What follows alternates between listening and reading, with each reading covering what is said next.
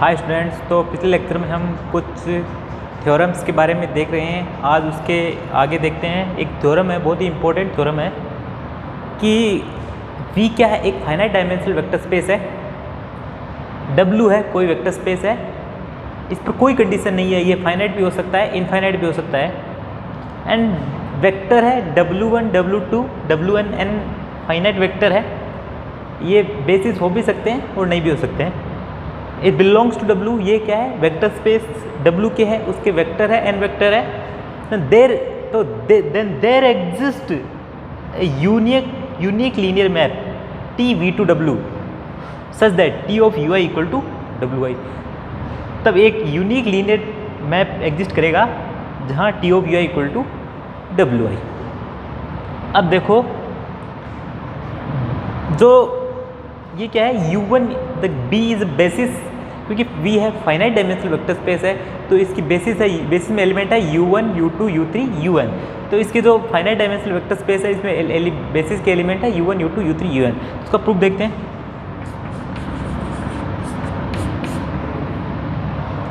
तो V क्या है, फाइनाइट डायमेंशनल वेक्टर स्पेस है।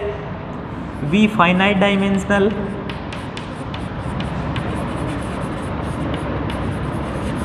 वेक्टर स्पेस,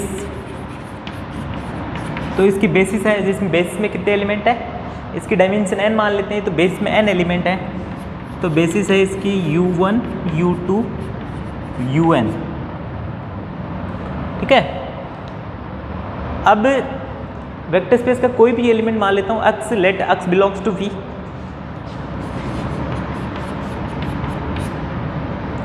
तो वेक्टर स्पेस के हर एलिमेंट को बेसिस के एलिमेंट्स के लीनियर कॉम्बिनेशन के रूप में लिख सकते हैं।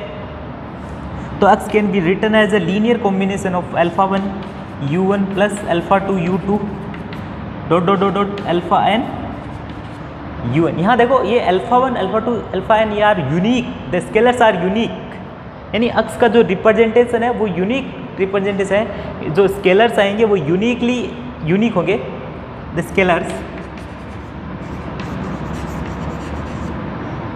Are unique. देखो क्यों, अब यूनिक मान लेते हैं, ये यूनिक नहीं है भाई, स्केलर्स आर नॉट यूनिक, यानी x को एक दूसरे प्रकार से भी और लिखा जाता है। Relative possible, suppose possible,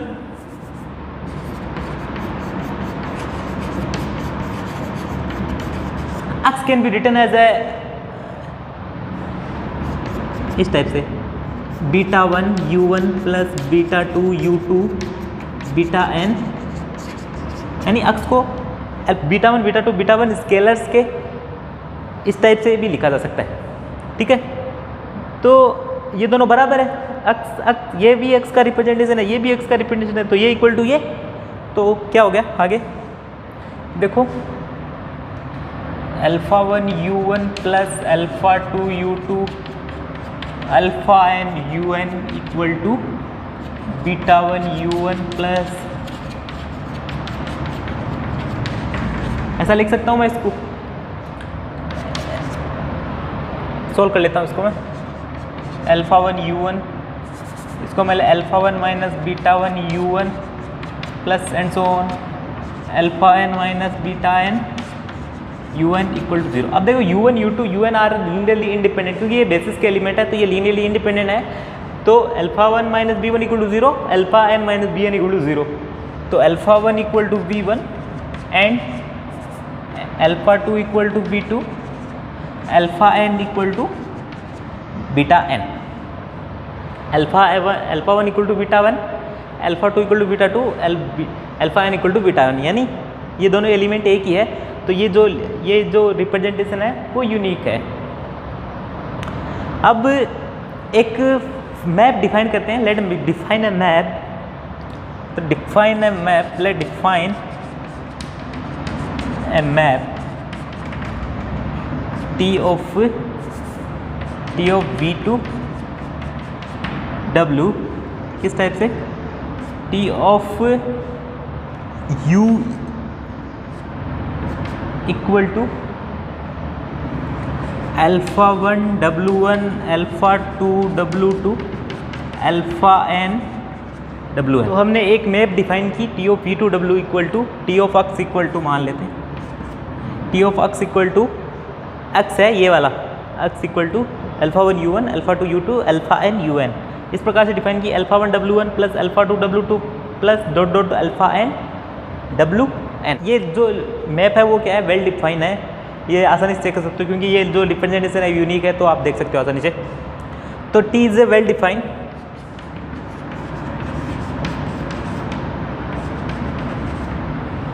now we so that the T is a linear transformation. अपन को टी को क्या लीनियर मैप दिखाना पड़ेगा सबसे पहले। तो लीनियरिटी कंडीशन है, दो ऐसे दिखा देंगे, T of x plus y equal to T of x plus T of y, और T of alpha x equal to alpha T of x. तो ये टी क्या हो जाएगा, लीनियर। तो we have to show T is linear, तो we show T is linear map.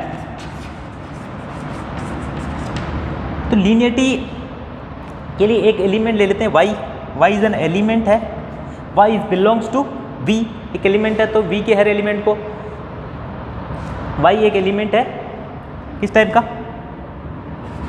Delta 1 u1 plus delta 2 u2 dot dot delta n un एक element है y, क्योंकि u1 u2 un के लीनियर कॉम्बिनेशन के रूप में लिखा जा सकता है इसको।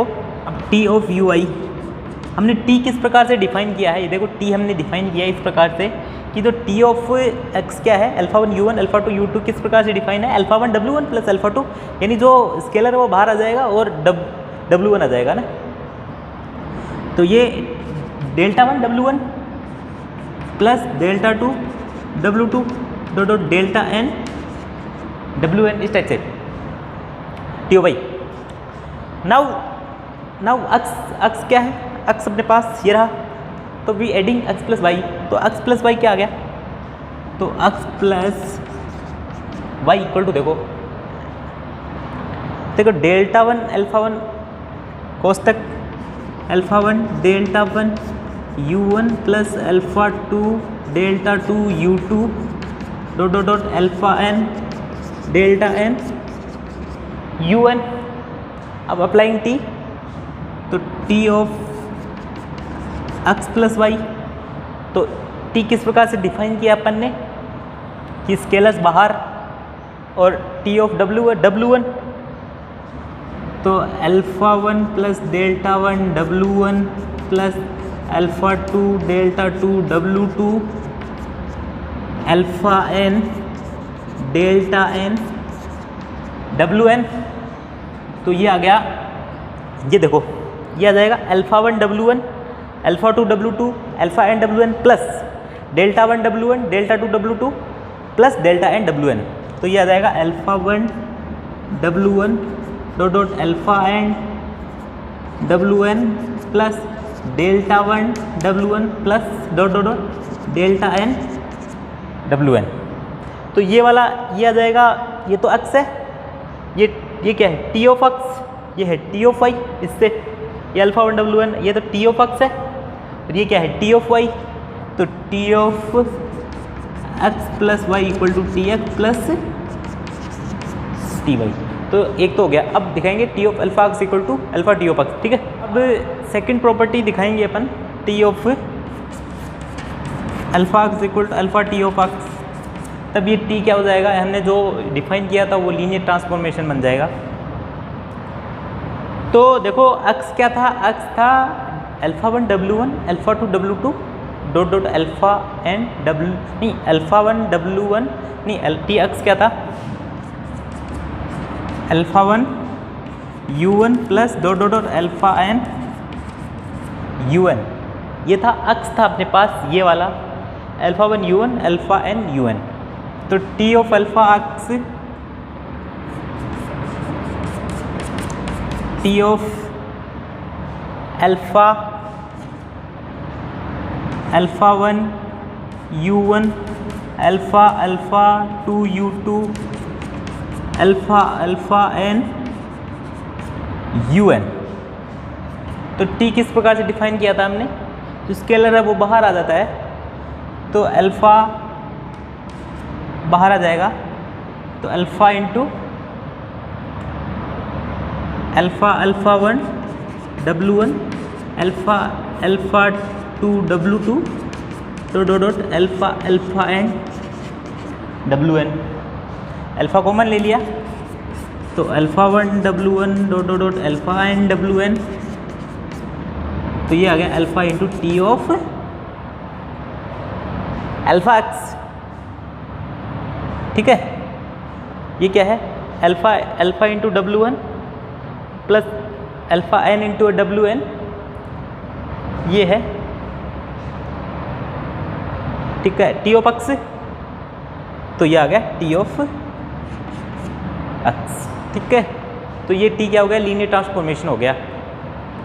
अब टी लीनियर ट्रांसफॉर्मेशन हो गया तो अब टी को क्या दिखाना है अपने को, ये किस प्रकार से डिफाइन है, T of you I equal to W I, ये क्या होना चाहिए, ये इसको यूनिकनेस दिखाना है, T of you I equal to W आई।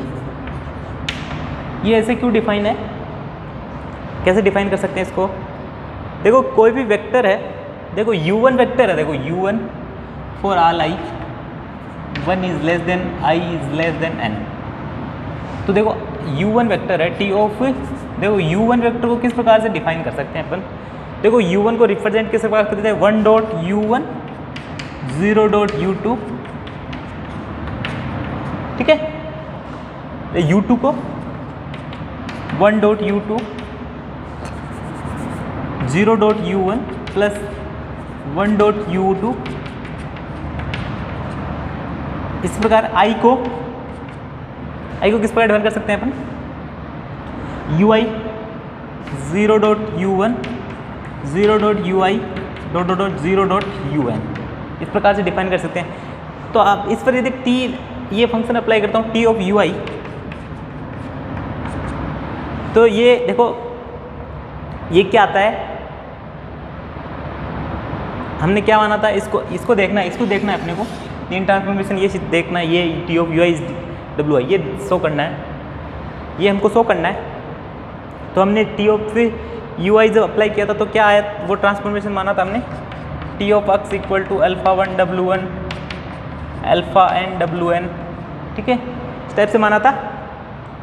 तो देखो ये आ जाएगा, ये 1 डॉट यू आई तो 1 डॉट डब्ल्यू आई, ठीक है, इस प्रकार से आ जाएगा।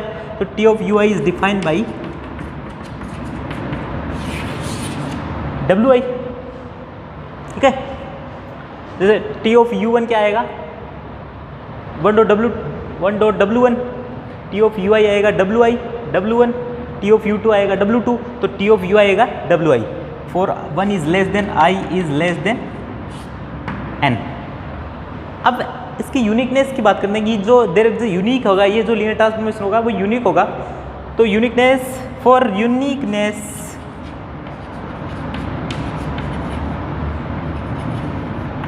तो मान लेते हैं कोई एक दूसरा लीनियर ट्रांसफॉर्मेशन है S, एक दूसरा लीनियर ट्रांसफॉर्मेशन है S from V to W,